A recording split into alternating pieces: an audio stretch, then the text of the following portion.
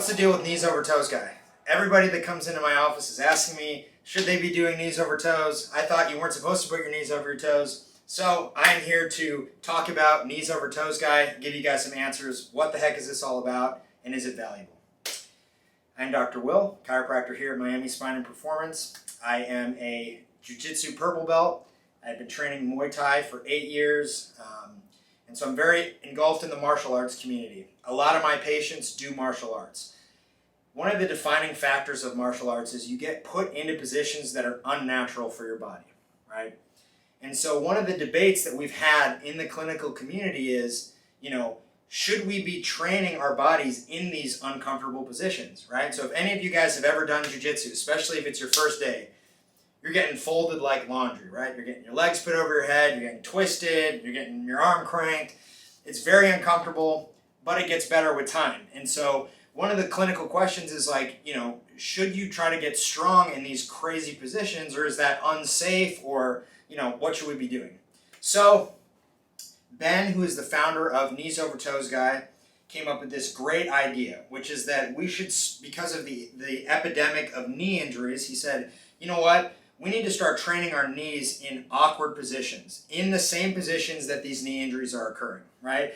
And so everybody thinks of his program as being, well, okay, we're going to do lunges, but we're going to be on our toes, or we're going to drive our knee forward with the lunge, which is all great stuff. But really the value of Ben's program is the principles underlying his program, which is that we should be training our bodies in unorthodox positions because life is a little bit unorthodox, and these injuries that occur in sport happen when we're put in positions our bodies are not ready for, right?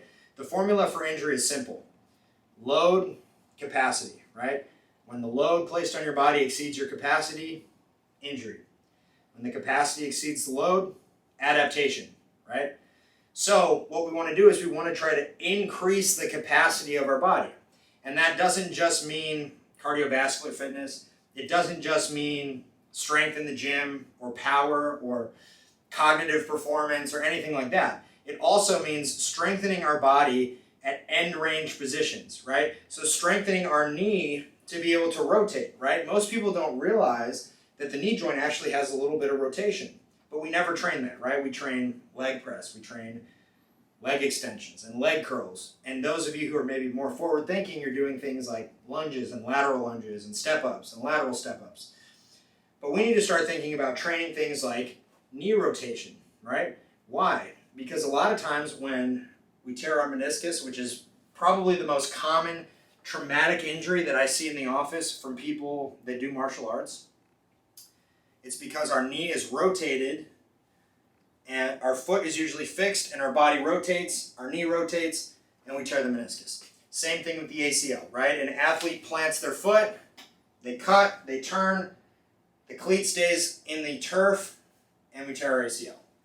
So, in the clinical community, a lot of the kind of forward-thinking, chiropractors, physical therapists, medical doctors, trainers, have started training people in these odd positions.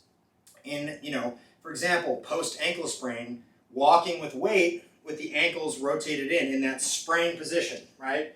So I've had patients sprain their ankles, and I'll have them do squats in that position, right? 5 years ago, that would have been an absolute no-no, right? Oh, you're going to injure them, you're going to do this and that. But what we need to start doing is we need to start training people in these uncomfortable positions. Now, does that mean that I'm going to put 315 pounds on someone's back and have them, on their tippy toes, bending their knees forward? Absolutely not. We're going to start with body weight. We're going to start unloaded. We're going to start, with band assistance, right? But we want to progressively overload these positions in order to get stronger for our sport, okay? So my overall take of Knee Over Toes Guys program, I don't know the specifics of the program, but I love the principles.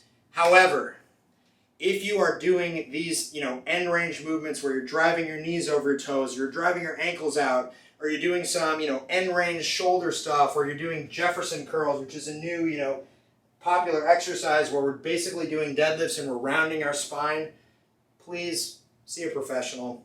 Do it supervised with somebody that knows your body, knows how it moves, and can give you a really specific prescription. The only way that I think this whole movement could go south is when people start trying cool new exercises from Instagram and YouTube.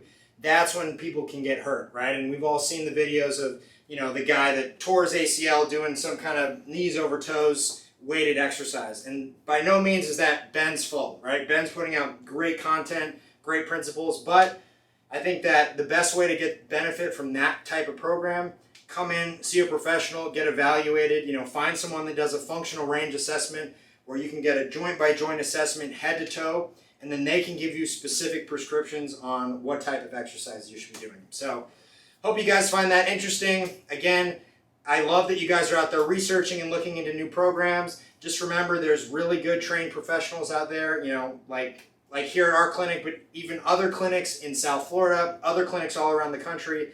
A lot of great minds. Make sure that you guys are utilizing them, and we'll see you next time. Thank you guys for watching. Hope you enjoyed it.